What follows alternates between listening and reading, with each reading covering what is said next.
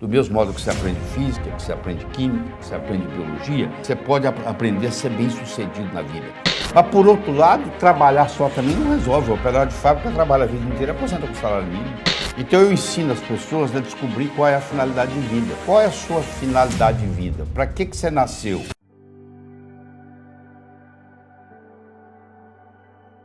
À medida que você cresce no escalão da vida, a coisa mais importante para você é saber se comunicar bem. O melhor médico da sua cidade não é o que sabe mais medicina, é o que se relaciona melhor com os pacientes. O melhor advogado, mais famoso da sua cidade, não é aquele que conhece mais leis, é aquele que relaciona melhor com os clientes, com os jurados, com os juízes. À medida que você aprende a se comunicar melhor, o seu valor no mercado aumenta. Mas não é só isso, não. Você também tem que aprender a comunicar com você mesmo, que você há de convir que você começou a assistir aí e tem uma conversa aí dentro da sua cabeça. Está perguntando que conversa? Essa que está perguntando que conversa. À medida que eu vou falando aqui, você vai criando um diálogo interno. E esse diálogo interno lhe acompanha o tempo todo. Eu pergunto para você, você tem um amigo ou um crítico que você carrega dentro da cabeça? Porque tem gente que tem um crítico, ele está sempre criticando ele mesmo. E agora, se você tiver uma voz amiga que vai te estimulando, faz toda a diferença. E isso não é nada mais, nada menos do que a chamada comunicação intrapessoal. É de você para com você. E tem a chamada comunicação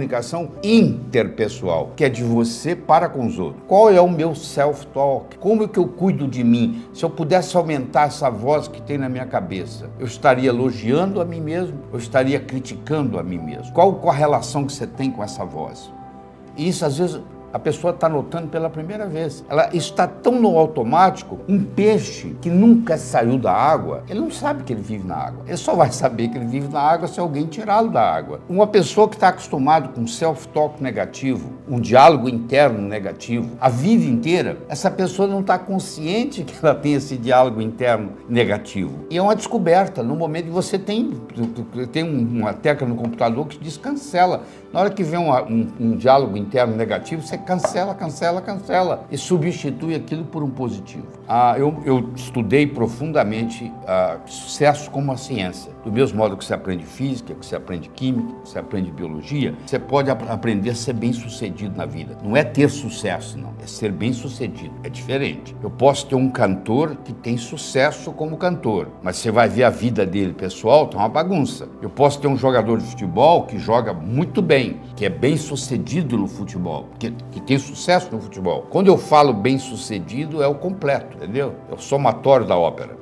Entendeu? Então, para você ser bem-sucedido na vida, você precisa de 6 ingredientes. Do mesmo modo que você não faz um bolo só com farinha, nem só com manteiga, nem só com ovos, apesar de cada um desses ingredientes ser necessário, porém não suficiente, a mesma coisa acontece com ser bem-sucedido. Eu preciso de uma boa autoestima e eu tenho uma ótima notícia para você. A sua autoimagem, ela não é construída de cimento, ela não é construída de aço, ela é construída de linguagem. Do mesmo modo que ela foi construída linguisticamente, ela pode ser reconstruída linguisticamente. Segundo é a sua habilidade de se comunicar. Terceiro é a sua habilidade em estabelecer metas e saber transformar os seus sonhos em metas e metas em realidade. Muita gente tem sonhos, mas sonho é uma coisa que não tem data. Quando você coloca uma data num sonho, ele deixa de ser sonho e passa a ser meta. E o universo começa a conspirar a seu favor.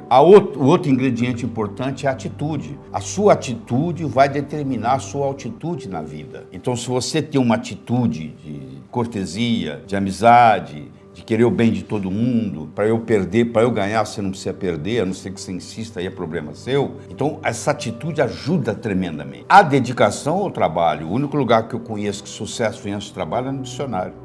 Sucesso você conhece, trabalha com T. Mas, por outro lado, trabalhar só também não resolve. O operário de fábrica trabalha a vida inteira, aposenta com salário mínimo, levanta cedo, leva a comida numa marmita, né? Só trabalhar também não interessa. E o último ingrediente, que às vezes a pessoa tem dificuldade em entender, é você ter ambição. Ambição no bom sentido. É o que o japonês chama de Kaizen. Melhora contínua. Hoje melhor do que ontem, amanhã melhor do que hoje. Em 1945, Hiroshima, Nagasaki 40% do Japão destruído pela bomba atômica. Hoje o Japão está per capita entre os 3 melhores países do mundo. O que fez o Japão semi-destruído em 1945 ser hoje uma potência mundial? Uma palavra, K-A-I-Z-E-N, Kaizen, melhora contínua. Então a ambição que eu digo aqui é uma ambição saudável, é uma ambição de fazer o hoje melhor do que o ontem, o amanhã melhor do que hoje. Isso você vai passo a passo construindo. Quando você coloca esses 6 ingredientes da receita e você dá uma pitadinha do que diferencia o profissional do amador, que é paciência e persistência, o amanhecer só vem depois da noite toda ter passado, esse sucesso imediato da noite para o dia não existe, isso é uma ilusão. Então se eu faço uma plantação hoje, planto uma semente, amanhã não virou plantinha, ela está germinando, mas eu tenho que dar tempo ao tempo. Roma não foi construída em um dia, porque na era da agricultura mandava no mundo quem tinha terra. Na era industrial, passou a mandar no mundo quem tinha capital, quem tinha dinheiro. Hoje a moeda mudou e muita gente não se deu conta disso ainda. A moeda hoje chama-se informação. Você é rico ou você é pobre em informação. Só que informação tem 2 características interessantes. Primeiro, é um produto altamente perecível. Ninguém está interessado em notícia de ontem, já ficou velho. E segundo, a informação só tem valor quando ela passa de um cérebro para outro. Qual o valor de uma moeda de ouro no fundo do Oceano Atlântico, onde ninguém consegue chegar lá? Não tem valor nenhum. Ela só vai ter valor quando ela estiver na mão de alguém. A informação só tem valor quando ela passa de um cérebro para outro. Não adianta o conhecimento que eu tenho aqui. É o quanto desse conhecimento que eu posso passar para você nesse período que nós estamos juntos. Então, nós temos que aprender a fazer distinções na área da comunicação. Só que isso não é ensinado na sua mesa de jantar em casa, isso não é ensinado nas escolas, você acaba virando um autodidata, aprendendo a se comunicar e convencer os outros. Mas por trás de tudo isso existe uma ciência. Eu gosto de fazer a comparação da comunicação com a odontologia.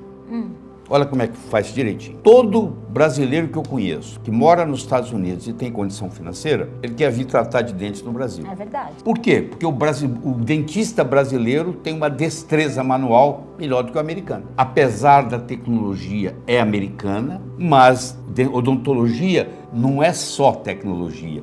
Tem a parte estética, tem a parte artística, como é que vai ficar o dente. A comunicação é a mesma coisa. Tem uma parte científica, que hoje a neurociência cada vez mais desenvolve, e tem a parte da habilidade da pessoa. A pessoa nasce com aquela habilidade sem nunca ter estudado e domina o público. A boa notícia que eu tenho para você é que ninguém vai num berçário e diz assim, aquele ali vai ser bom comunicador, aquele não vai, aquele vai. A comunicação é uma coisa que você desenvolve com o passar da vida. Agora, se você nunca se interessou por isso, você vai estagnar. Quando você encontra uma pessoa pela primeira vez, isso tem estudo mostrando, os primeiros 3 a 4 minutos, você vai tomar uma decisão com relação a essa pessoa. Se você vai gostar dela, se você não vai, se você vai confiar nela, se você não vai. Então, todas as vezes que você está prestes a ir num lugar onde você vai conhecer alguém pela primeira vez, eu recomendo que você imagine que tem uma câmera te filmando e o monitor está lá na mesa da pessoa que vai lhe receber. E aí você está tudo monitorando como é que você tratou o ascensorista, como é que você tratou a secretária.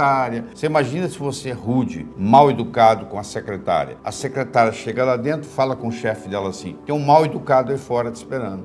Pronto, a sua reputação chegou antes de você, entendeu? Então isso é muito importante, você tem que fazer o seguinte, você tem que ver como é que vai ser a minha primeira impressão, a primeira impressão que eu quero deixar. Porque você pode escolher, porque primeiro a pessoa tem que te comprar. Para ela comprar a sua ideia, ela tem que comprar você. Se ela não comprar você, ela não compra a sua ideia, entendeu? A pessoa vai ficar escutando e procurando desculpas para dizer que você não está falando certo. Então, essa primeira impressão, ela vai ficar para sempre. Se você passa uma impressão de desonesto, você pode praticar honestidade o resto da vida, mas aquela pessoa vai achar você desonesto. Então, você nunca tem uma segunda chance de causar uma primeira boa impressão. Eu digo que o mundo de hoje se caracteriza por 3 palavras: complexidade, velocidade e incerteza. Não interessa onde você mora. A sua cidade hoje, onde você mora, é muito mais complexa para viver do que era 20, 30 anos atrás. A complexidade aumentou. A velocidade aumentou. Você está aí na internet. Hoje é a velocidade da internet. E a incerteza. De repente, uma coisa que você não imaginava vai acontecer, né? Quem é que previu previu que o muro de Berlim ia cair em 1989. De repente caiu. Acabou o muro. Então, esse negócio de fazer planejamento, antes as empresas faziam planejamento para um ano, a curto, a médio e a longo prazo. Hoje não existe mais a longo prazo. De repente o dólar subiu. E aí, todo o planejamento que você fez para o ano, com dólar a um preço e agora está muito mais alto, aquilo não valeu, não tem significado nenhum.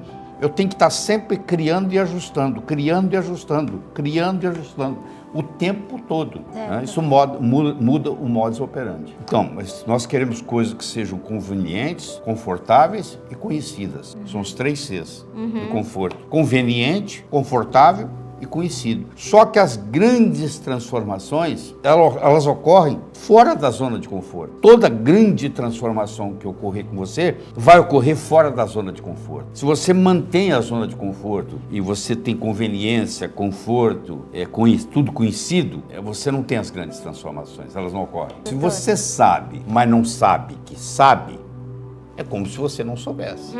Concorda? Não tem aquela Coralina que aos 76 anos de idade virou escritora, né? Cora Coralina. Ela não sabia que ela era escritora até os 76 anos, quando ela lançou o primeiro livro. Tem um pintor que ele vai descobrir aos 80 anos que ele sabe pintar. Mas se ele sabe pintar, mas ele não sabe que sabe, é como se não soubesse. Então, quando você descobre algo que você pode fazer, é um renascimento, é um rebirthing. Você, poxa, finalmente eu descobri. Eu ensino as pessoas a levar para perto na hora que ela vai dormir, ela leva um copo d'água e ela faz a chamada técnica do copo d'água. Ela pergunta assim, porque assim, o nosso cérebro funciona assim. Tudo aquilo que você vivencia nos últimos 20 minutos antes de dormir, rumina no seu cérebro a noite inteira. Se você brigar com seu marido e dormir brigada, você vai brigar com seu marido a noite inteira. Você pode até brigar, mas na hora de dormir tem que fazer as pazes. Entendeu? E tudo aquilo que você pergunta para o seu cérebro, porque nós dormimos, em média, 8 horas por noite. Então, se você que está me assistindo tem 30 anos, você passou 10 anos dormindo. Verdade? 1/3 da vida você passa dormindo. Tem gente que até mais, né? 1/3 da vida você passa dormindo. Você já pensou que bonito você aprender a colocar o seu cérebro para trabalhar para você enquanto você está dormindo? Olha o quanto que isso vai alavancar a sua vida. Então eu ensino a técnica antiga, milenar, do copo d'água. Eu faço a pergunta que eu estou querendo resolver hoje à noite, como é que eu vou fazer essa decisão amanhã? E eu tomo um pouquinho de água. E esse copo fica lá na cabeceira, lá no criado mudo. Amanhã eu acordo, vou lá, tomo outro golinho d'água. O meu cérebro faz uma conexão entre a pergunta e a resposta. É o que o Ivan Pavlov mostrava, que é um reflexo pavloviano. Eu fiz a pergunta, tomei um golinho d'água. Quando eu tomo outro golinho d'água amanhã de manhã, eu desencadeio a resposta que o cérebro trabalhou. E é impressionante. Às vezes você está tomando café da manhã, às vezes você está dirigindo para o trabalho, de repente a ideia vem. Então eu ensino as pessoas a descobrir qual é a finalidade de vida. Qual é a sua finalidade de vida? Para que você nasceu?